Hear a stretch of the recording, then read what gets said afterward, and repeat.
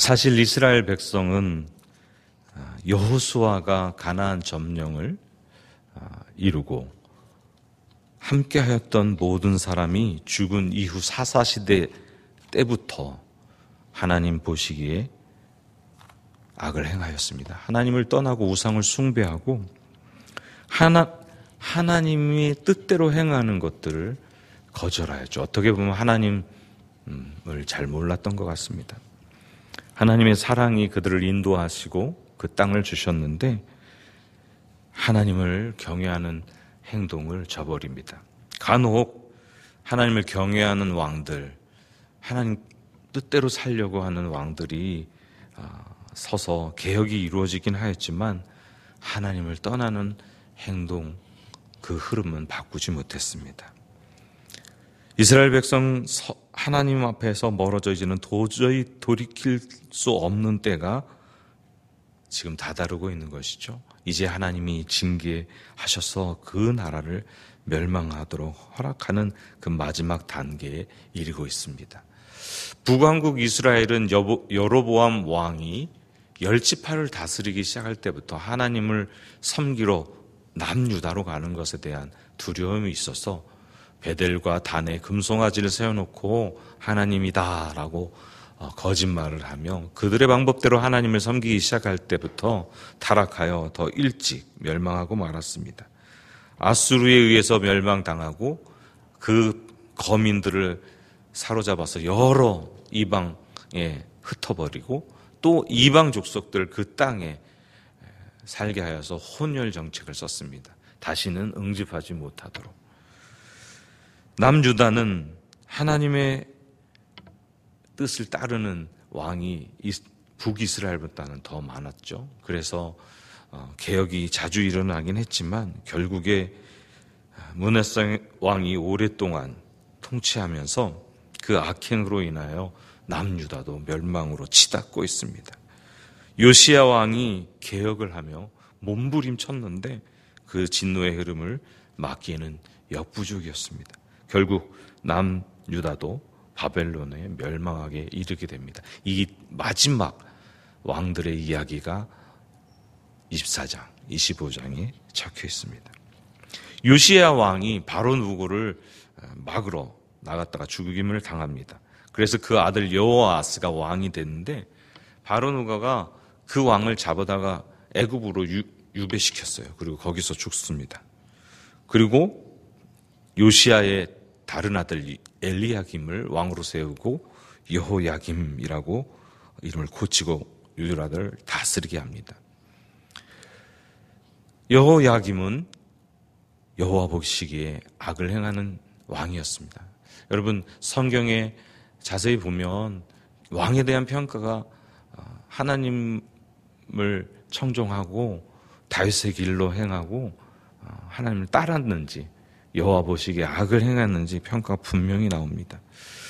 그는 오늘 본문에는 간단하게 악을 행하는 왕이라고 표현하고 있지만 심판을 외친 우리아를 못마땅히 여겨서 죽였습니다.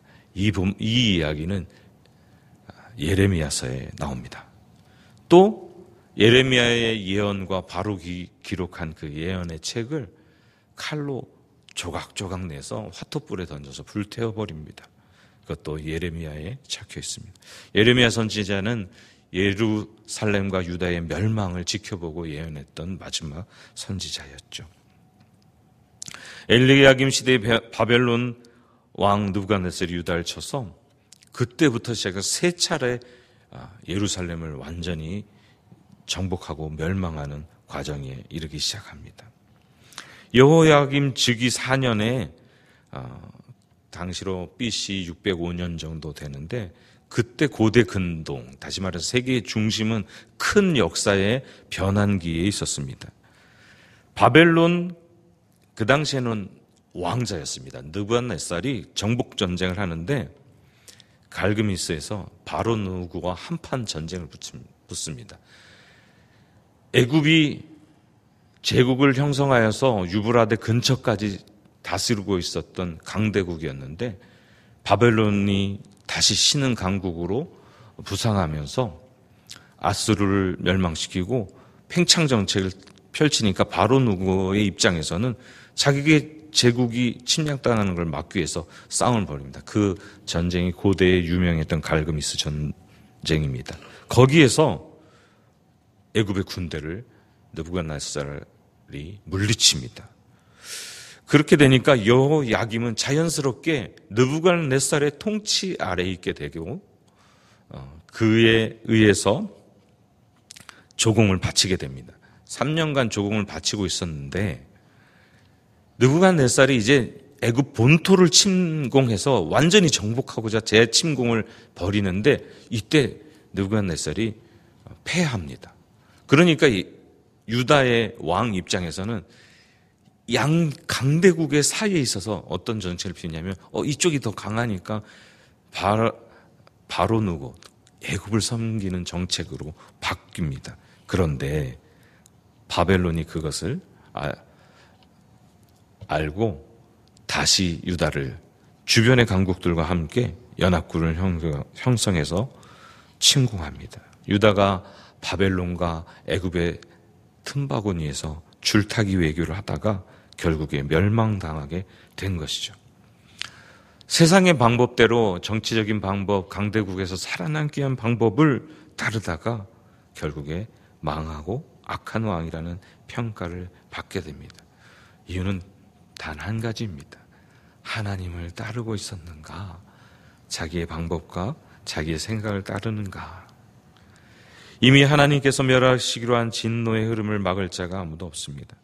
당시의 선지자들 예레미야, 하박국과 같은 선지자들이 애타게 하나님의 심판을 말하고 돌아올 것을 말하지만 그 말씀을 따라 순종하고 회개하는 자를 찾아볼 수 없고 결국에 느부갓네살을 또다시 침공하고 그 때에 여호야긴은 온 가족과 함께 자비를 호소하지만 잡혀가고 맙니다. 특별히 이때는 바벨론의 정책은 아수르의 정책은 쳐서 부시고 있는 사람들을 다른 곳에 흩어버리고 이방 민족과 혼혈시켜서 민족의 응집력을 약화시켰다면 바벨론은 그렇게 안 하고 그건 틀린 정책이야. 똑똑한 사람 다 잡아가서 바벨론에다 두고 바벨론에 일을 하게 합니다. 그러니까 리더들이 없는 거죠. 비천한 자, 연약한 자, 똑똑하지 못한 자들이 그 땅에 남아있게 함으로써 그 나라가 다시 회복되는 것을 막는 것입니다. 그렇게 바벨론에 대해서 유린당하고 잡혀가고 성전의 모든 보물과 왕궁 보물을 빼앗깁니다. 여호와의 성전의 금그릇을 다 파괴했다고 기록하고 있습니다. 이 일은 히스기야 왕 때 히스기야가 15년 더 살게 되지 않습니까? 죽을 병에 걸렸다가 기도하며 15년 더 살게 될 그때에 회복한 그때에 그 당시는 약소국이었던 바벨론이 축하를 하러 보낸 사신에게 히스기야 왕이 자기 왕궁의 모든 보물과 성전의 모든 보물을 보여주고 그때 이사야가 그것에 대해서 하나님께서 꾸짖으신다. 이렇게 되므로 왕의 자손들이 잡혀가게 될 것이고 이 보여준 보물들이 다 빼앗기게 될 것이다 하는 예언의 말씀을 성취되는 사건이 되고 맙니다. 하나님 뜻대로 순종하지 않을 때 결국에 나라가 망하고 모든 것을 빼앗길 것이라는 사실은 선지자들로 하여금 여러 번 경고하였던 말씀입니다. 어리석은 사람이 하나님의 경고를 듣지 아니하고 회개하지 아니하고 그 뜻에 순종하지 않으므로 하나님의 징계를 받게 됩니다. 저와 여러분, 우리가 하나님을 믿고 신앙생활을 할 때에 우리의 뜻과 우리의 방법대로 우리가 합리적이라고 생각하는 방법대로 무엇을 선택하고 그 길을 걸어가다 경고받게 될 때, 하나님의 말씀에 찔림받게 될 때, 그때가 회개하고 돌이켜야 할 때입니다. 하나님께서는 회개하고 돌이키면 언제나 회복시키시고 용서하시는 분이십니다. 그렇지만 돌이키지 않으면 경고하신 대로 진노를 받게 됩니다. 저와 여러분, 하나님께서 경고하실 때 회개하고 돌이키는 하나님의 긍휼을 덧입는 한 사람 한 사람 되길 소망합니다. 이제 바벨론 왕 느부갓네살은 항복하는 여호야긴과 똑똑한 자들을 다 포로로 끌고 가면서 그의 숙부 마따디아를 왕으로 세우고 이름을 시드기야로 바꿉니다. 바벨론 왕이 유다 왕을 엘리야김을 세우고 여호야김으로 바꾼 것처럼 마따니아를 시드기야로 바꿉니다. 다시 말하면 왕의 이름도 바꿀 수 있는 권력을 가지고 있다는 것을 보여주는 것이죠. 그렇게 시드기야 왕으로 되며 바벨론의 마지막 왕이 됩니다.